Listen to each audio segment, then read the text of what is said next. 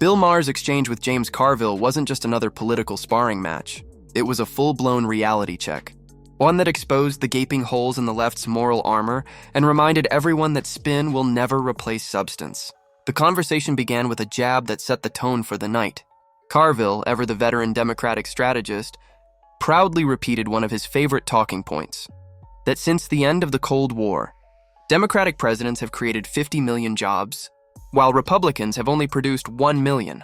It sounded like the perfect mic drop moment, the kind of line meant to dazzle, to reaffirm party superiority. But Maher wasn't having it. With that trademark smirk and an eyebrow raised just enough to signal trouble, he fired back. That's a thing to say because, as we both know, jobs created have a lot to do with what the last guy did. It was a surgical strike, precise, quiet, devastating. Maher reminded Carville that economics doesn't operate on partisan timelines. The effects of a presidency don't vanish the moment someone else takes office. Clinton, for all his charisma and economic glory, deregulated Wall Street by repealing Glass-Steagall, a move that directly paved the way for the 2008 financial collapse. Maher wasn't denying that Democratic administrations oversaw periods of growth. He was saying that those numbers don't exist in a vacuum. When you strip away the propaganda, when you factor in the policies that create short-term gains but long-term instability, the math changes. Suddenly, that 50-to-1 advantage looks less like a brag and more like a warning. The crowd could feel it. That rare moment when Maher stops being funny and starts being brutally honest. Because deep down, everyone knows he's right. Politicians love to cherry-pick numbers to suit their narrative, but the truth is never that simple. 1 million jobs here, 1 million lost there. None of it means anything without context. It's not just about quantity. It's about quality. You can create endless part-time or low-wage positions and still claim job growth. But if those jobs don't offer security, benefits, or livable wages, then what are we really celebrating? Maher was cutting through the illusion, reminding the audience that success on paper doesn't always mean success in reality. Then came the moment that changed the tone entirely. Carville, still clinging to his talking points, tried to pivot, claiming that Democrats were better at policymaking, that their job creation record spoke for itself. Maher interrupted him cold. You've got to tie a policy to an outcome. It was like watching a teacher scold a student who hadn't done his homework. Maher laid out the foundation of real economics, cause and effect, policy and consequence. Under Trump, he argued, you could clearly trace outcomes to specific policies. Cutting taxes, deregulating business, incentivizing growth. Whether you loved or hated him, the numbers were real.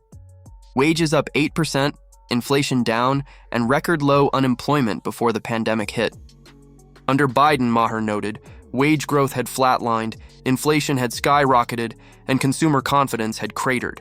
So, on every metric, he said, Trump wins. Carville tried to push back, dismissing those figures as BS metrics. But Maher wasn't letting him off the hook. No, he said flatly, it's the metric that actually matters.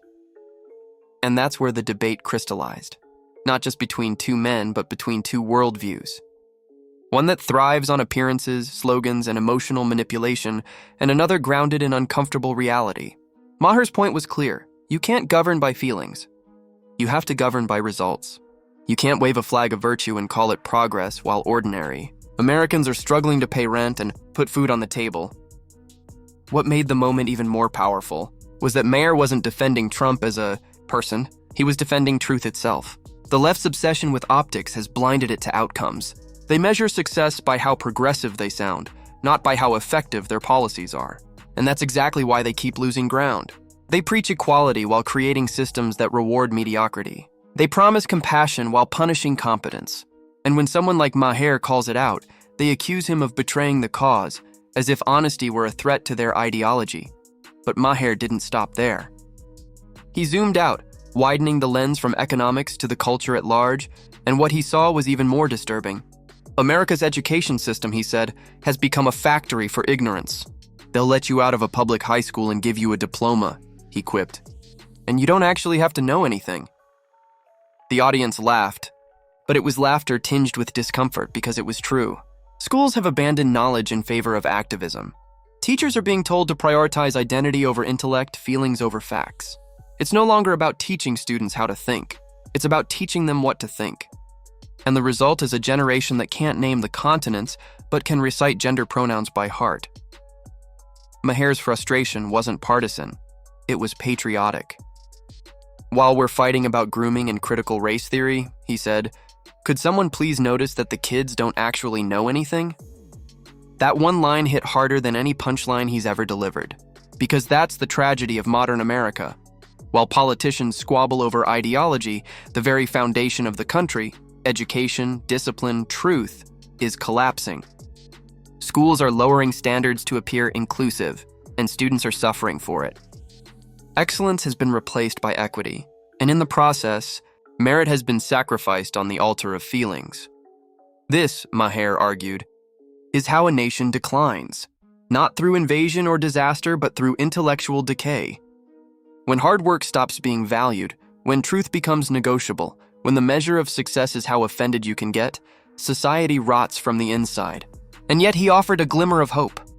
There's still a path back, if we have the courage to take it. It means returning to accountability, restoring meritocracy, and embracing uncomfortable truths. It means leaders who prioritize outcomes over optics, results over rhetoric. As the discussion wound down, Maher stood exactly where he always has, somewhere between the left's moral theater and the right's pragmatic realism. He doesn't care who wins the culture war. He cares who's telling the truth. And that's what makes him dangerous to both sides. Because Maher refuses to be a puppet for ideology. He's a mirror, one that forces America to see what it has become, and maybe that's why people still tune in. Because beneath the jokes and sarcasm, Maher is asking the questions no one else will. What happened to honesty in politics? What happened to excellence in education? What happened to pride and hard work? These aren't partisan questions, they're human ones. And until America starts answering them honestly, no party, no movement, no politician will fix what's broken. So, what do you think? Was Bill Maher right to call out the hypocrisy on his own side, or do you think he's gone too far in defending conservative principles? Is America finally waking up to the dangers of political theater, or are we still too blinded by tribal loyalty to see the truth? Let us know your thoughts in the comments below. Don't forget to like, share, and subscribe for more deep dives into the moments that shape our political and cultural reality. Because one thing's for sure, the conversation is only just getting started.